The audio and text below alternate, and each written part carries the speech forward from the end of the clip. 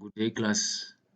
As I promised in the previous session that we are going to be looking at some of the important concepts that will help us understand the module better. As we prepare to dive deeper into the module, we need to understand these concepts so that we do not have problems at a later stage in the module.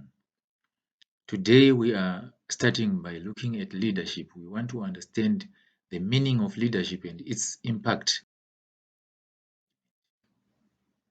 Yes, we want to underscore the importance of leadership and other concepts related to leadership and their impact or importance to conflict management. These are the expectations, what you are expected to do, to know and to do after the session. I think I will give you an exercise or an activity, something to do so that we can evaluate if you are grasping the content which we want you to learn.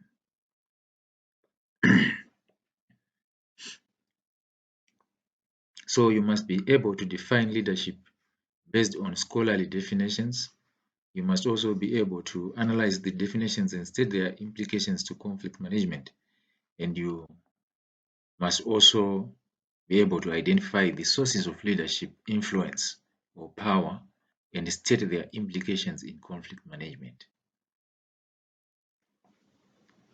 Let's start by looking at some of the definitions for leadership and see if we can have a better understanding of what we mean by leadership, especially in the context of conflict management.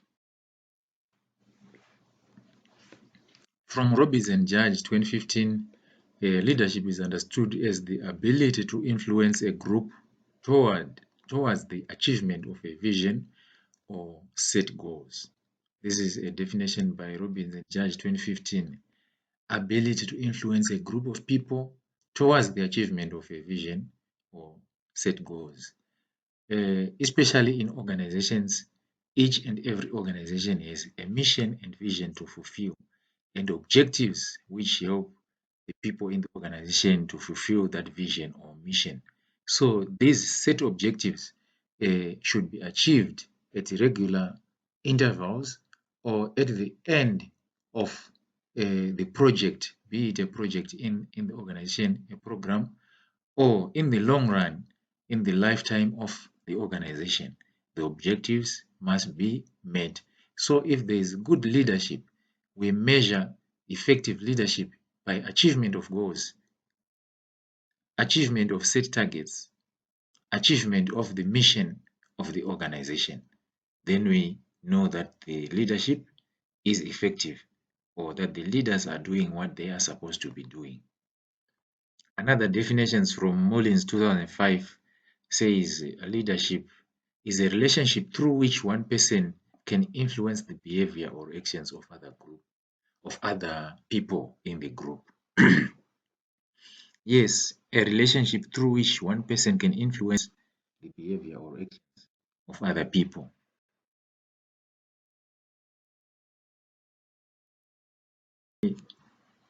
Not dated defines leadership as the ability to inspire trust, build relationships, and encourage followers, or the ability to emphasize the pursuit of goals and to motivate others to pursue them as well.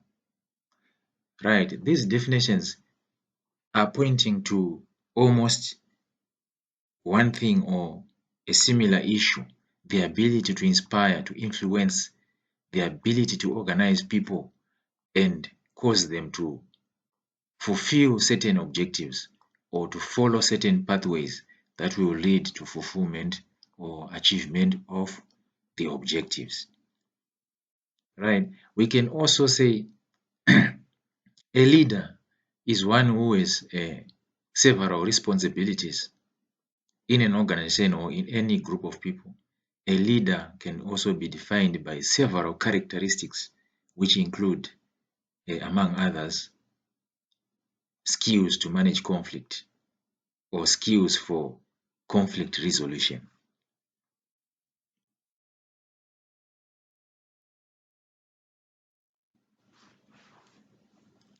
we have another interesting definition. I like this definition so much, which says leadership is a function of a leader, followers, situations, and the context. Leadership can be defined as a function of a leader, followers, situations, and the context. What do we mean by this definition? Let's look at this equation in the next slide. Right, this is the equation, which is signifying that a leader is a sum total or a function of leadership, followers, situations, and the context. What do we mean by this? Or what was the writer trying to say by saying leadership is a function or a sum total of all these variables?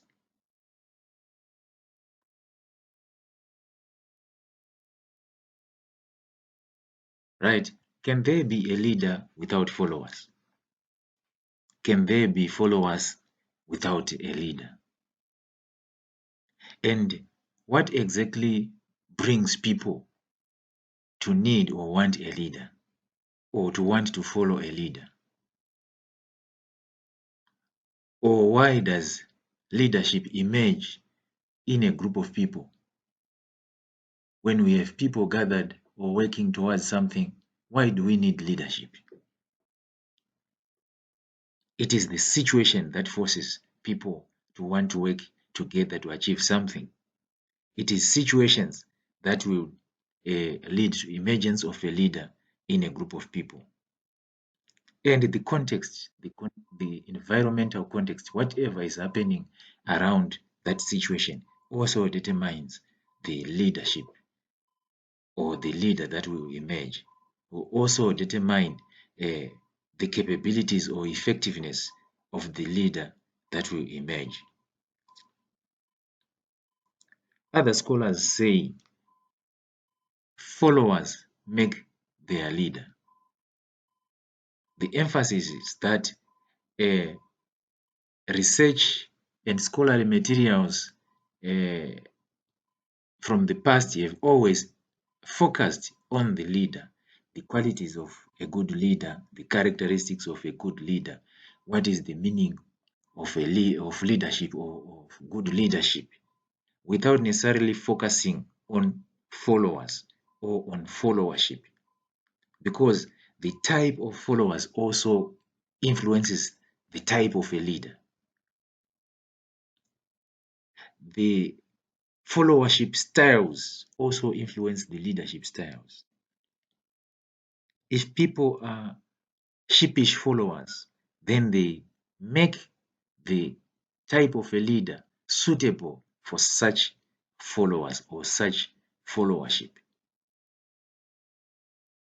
Besides followership, the situation can also determine the type of a leader or the type of leadership.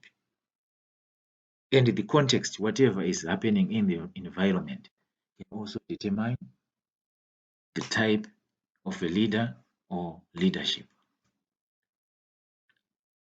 So contemporary research or studies on leadership are now moving away from focusing on the leader, especially in the social sciences. The focus is now on group dynamics and not necessarily on the leader alone or on the followers alone. How the leader and the followers work together to achieve certain objectives. Leadership or conflict management, the concept of followership is as important as that of leadership. Here we mean that instead of focusing on leadership alone or focusing on the lead alone, we also have to study on followership. We also have to study the type of followers so that we can balance the equation.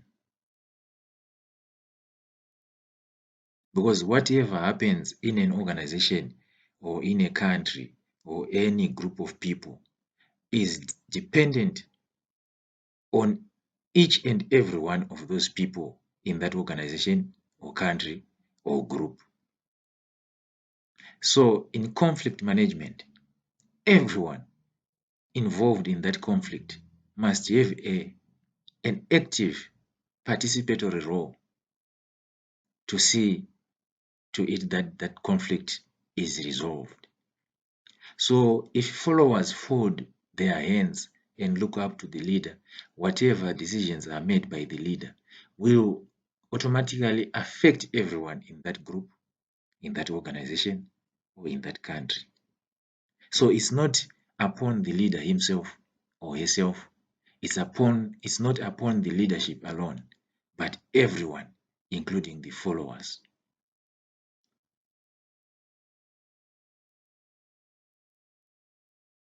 Robert Kelley gives us the type of followers,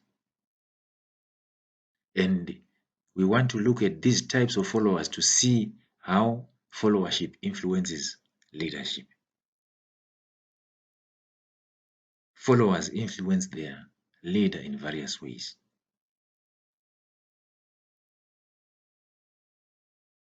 Right, the diagram on the screen here shows different types of followers.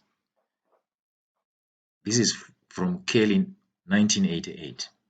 And on this grid, we have 5 types of followers. At the bottom here, we have dependent followers, those who do not have critical thinking skills. And on top, we have independent followers, those who have the ability to think critically, those who think critically. And to the left, we have a passive behavior, and to the right, we have active behavior. So those followers who are falling to the left side have a passive behavior or are passive followers. And those followers who fall to the right side of the grid are active followers, or they have an active behavior. Those followers who are at the bottom of the grid are dependent followers, those without critical thinking abilities or skills. And those that fall onto the top of the grid can be described as independent followers, those that can critically think. And we have other followers right in the middle of the grid. So let's look at these followers described as passive followers. They are dependent and they are passive. They cannot take any initiative without supervision. They cannot make any decision without supervision. They cannot do anything on their own. They need to depend on someone for leadership, for decisions, for initiatives. And we have these followers, alienated follower, the ones that are always like, that appear like they are visitors in the organization or in the group. They are not concerned about a lot of things. They are passive, but at least they are independent. Then we have the effective follower. Before the effective follower, let's talk about the conformist. The conformist or a sycophant. These are type of followers that are bootlickers, or we can describe them as sycophants. They are dependent and they lack critical thinking skills.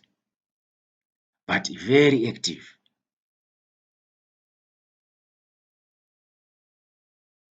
We will describe this type of followers in the next slide. And we have this star follower, the effective follower, high in critical thinking and independence, also very active. This person is not afraid of criticizing bad decisions. This type of follower wants to see things happen or done in the right way. It doesn't matter the leadership or the command is thinking otherwise. The effective or the star follower is independent and can think critically. They are not afraid to bring out their opinions. They are not afraid to air out their views. Right. Then we have the survivor, a pragmatic, the one who weighs situations and sees how he or she can benefit from the situation. This one is a survivor, is in the middle. Right. These are the types of followers that we can have in any organization or in any group of people or in any country. Why are we discussing this? Because followership influences leadership. Followers make their leaders. Effective followers influences effective leadership. If we have sycophants, then it's most likely that the leadership is going to be poor leadership. Decisions are not criticized or checked. Anything goes. This type of a person is always seeking to please the master. Is a bootlicking somebody.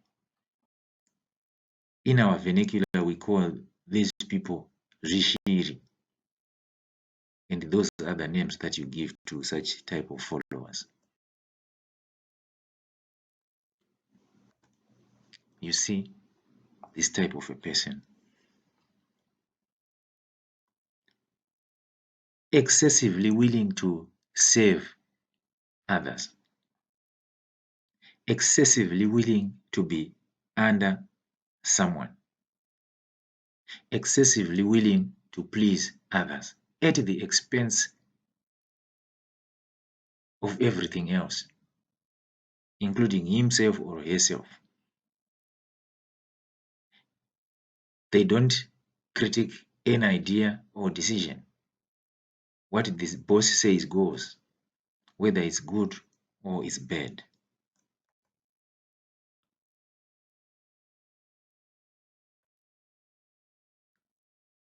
This is the type of some of the followers that you can encounter that you can meet as a leader.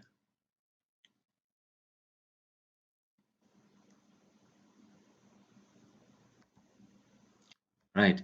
Such negative behaviors from followers can lead to a lot of problems in an organization or in any group of people. Some of the problems include grievances, high absenteeism, high job turnover, and manifest conflicts. Conflicts that are seen, conflicts that are on the surface. Conflicts that are obviously naked to the eye, caused by negative follower behavior. So here we are trying to analyze how both leadership and followership influences conflict or conflict management. From followership or followers, where do leaders obtain their influence or ability to lead? Where do leaders obtain their power? So now we are going to look into another interesting area of leadership, that is sources of power. So we have what is known as legitimate power. This is power based on an individual's position or status in society or organization. Examples are managers, our political leaders, police officers. You hold some form of authority which is legitimate, which is based on your position in society or on your status in society. This is legitimate power. You have the authority to do certain things which other people or individuals do not have. Legitimate power is equal to formal authority and is embodied in formal rules and regulations.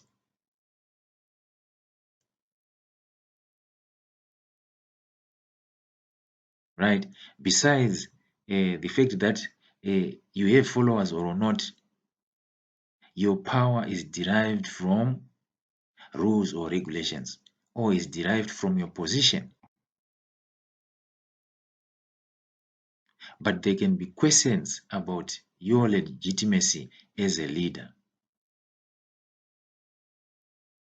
And when legitimacy issues are brought about, then it means there is a problem about your leadership abilities or the quality of your leadership.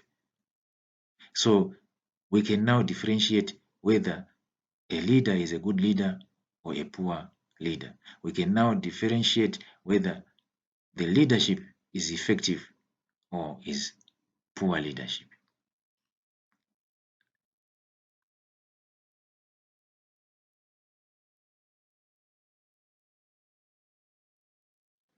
Then we have referent power. What is referent power? This is power from the respect and admiration by other members of the team, organization, or community of people. Referent power is also based on how well an individual leader is connected. People want to associate with you as a leader because of the people you are connected to. Because people admire you or respect you so much. This is referent power.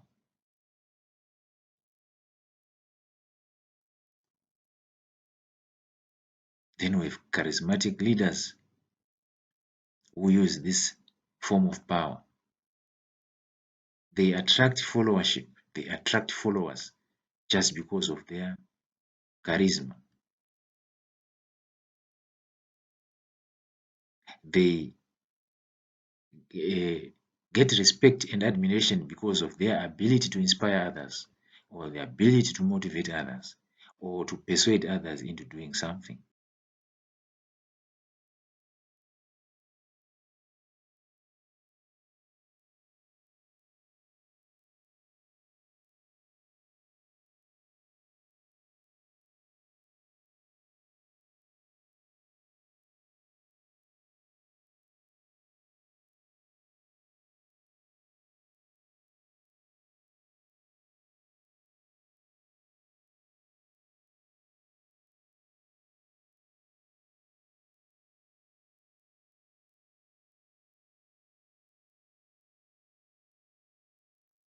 Then we have information power.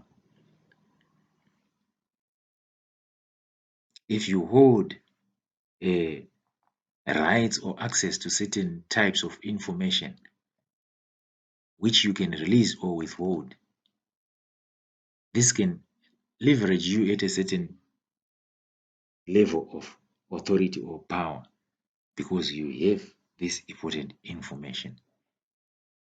This is power based on the knowledge or possession of information which others have no access to. Right? By getting the facts right or allowing other parties in a conflict to see a bigger picture, information can be used to tone down conflicts from becoming violent. This is information power.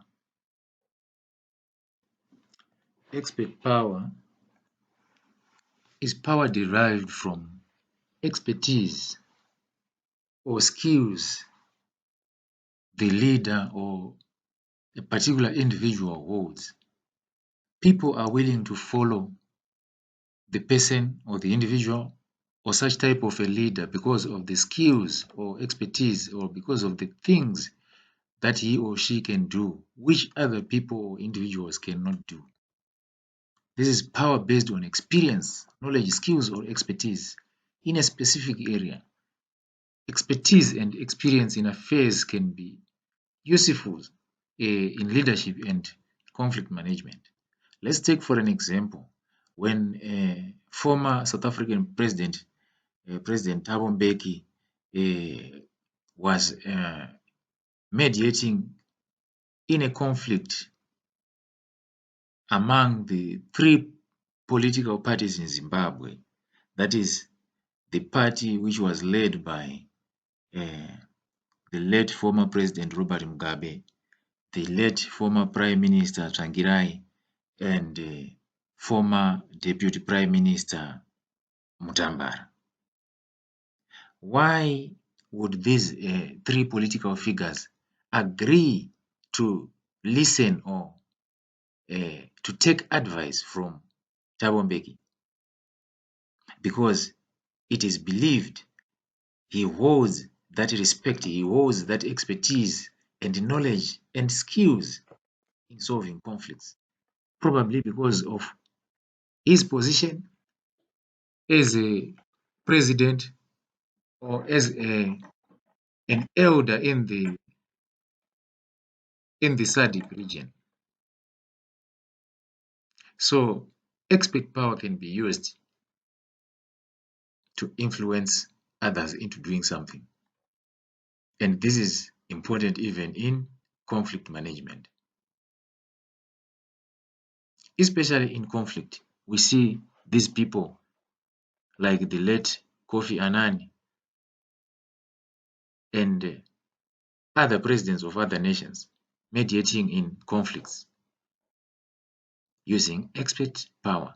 Expert power can also be based on knowledge or qualifications, education, or experiences. So this is power or influence, which is very important, especially in conflict management. The ability to influence others. People can listen when you speak. People can follow your advice and actually implement the peace processes that are required to end a conflict.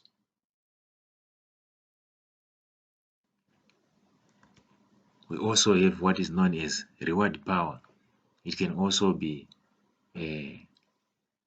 referred to as coercive power. Power to reward or withhold rewards, as well as power to punish and sanction the behavior of others. This is the power that is being used by international organizations. European Union giving sanctions to Zimbabwe, United Nations giving sanctions to Iran. Reward power. Power also used by states like United States of America and Britain to sanction countries like Iran and others that are not aligned to their ideology or politics. You have power to reward or to withhold rewards. You know what was happening during the 1990s when these powerful countries were giving aid money to most of these African countries for development, structural adjustment programs, ISAP in Zimbabwe. It's either you follow what they want and they give you aid money, they give you money, or you don't follow and they withhold the money. They have power to reward or to withhold rewards, so as to coerce or force you into doing something. They can influence people, groups of people, even nations or countries to follow certain pathways or ideologies using power, reward power or coercive power. They can use sanctions to punish so that you conform to what they want or to their ideology, political ideology.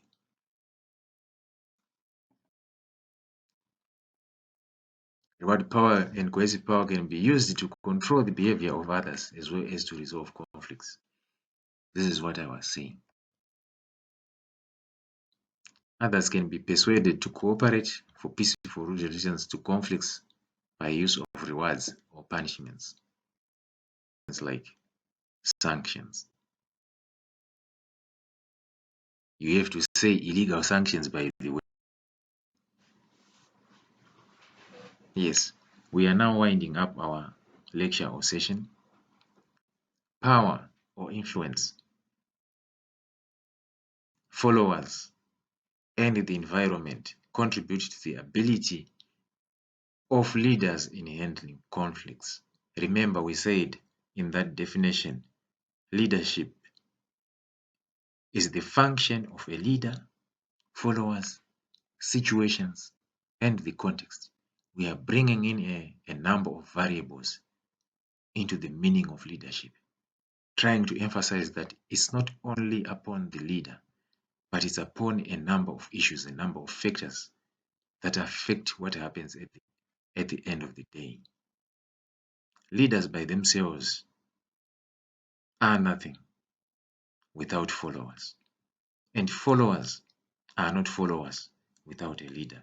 You have to follow something, an ideology, a path, or a leader. So leadership is a sum total of a number of variables, a number of factors that affects what happens at the end of the day. So in conflict management, that definition is particularly important.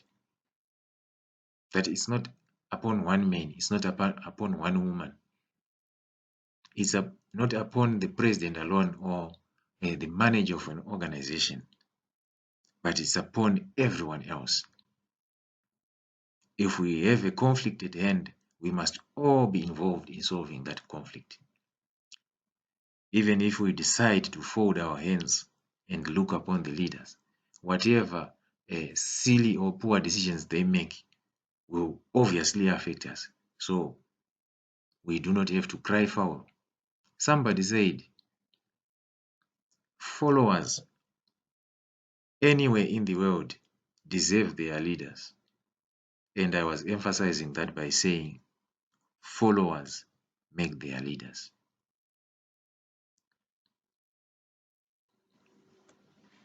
Well, that was about followership.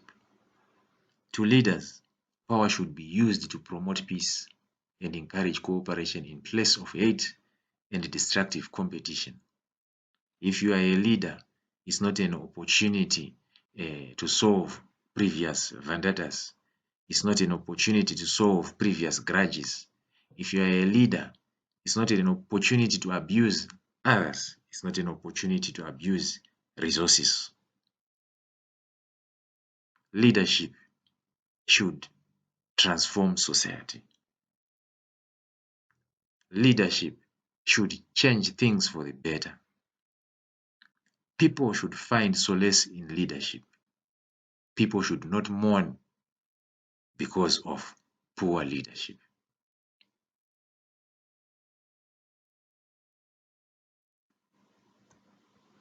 The ability to handle conflicts by maintaining good relationships, moral values, and ethical standards, as well as obtaining mutually beneficial agreements in conflict negotiations, reinforces power of a leader. So here we are emphasizing that leaders should have the ability to solve conflicts or to handle conflicts. How? By maintaining good relationships in an organization, in the community, in the country, or in the region, or in the world, by upholding moral standards, by setting up principles and structures and systems that work for the benefit of everyone, as well as obtaining mutually beneficial agreements, not agreements or policies that benefit only a few individuals, not agreements or policies that are one-sided. Leadership should provide balance. This is what reinforces the power of a leader. If moral values are upheld, if ethical standards are upheld, if society is changed for the better, be it the organization, if it is changed for the better, then at the end we can evaluate that there is good leadership or effective leadership. And the opposite is true. If standards are falling down, if moral values are falling down, if there are no systems and structures for solving problems, then we can evaluate that there is poor leadership. But remember, leadership is a sum total of a number of factors. Even followers have a role to play in leadership. If followers are sycophants, conformists, survivors, people who are seeking to just get opportunities to benefit themselves, then we have a problem. If people are afraid of criticizing bad decisions, if people are afraid to stand up for their ideas and opinions, then we have a problem. When things start to go wrong or when conflict arises, it's not about the leader alone, it's about everyone involved.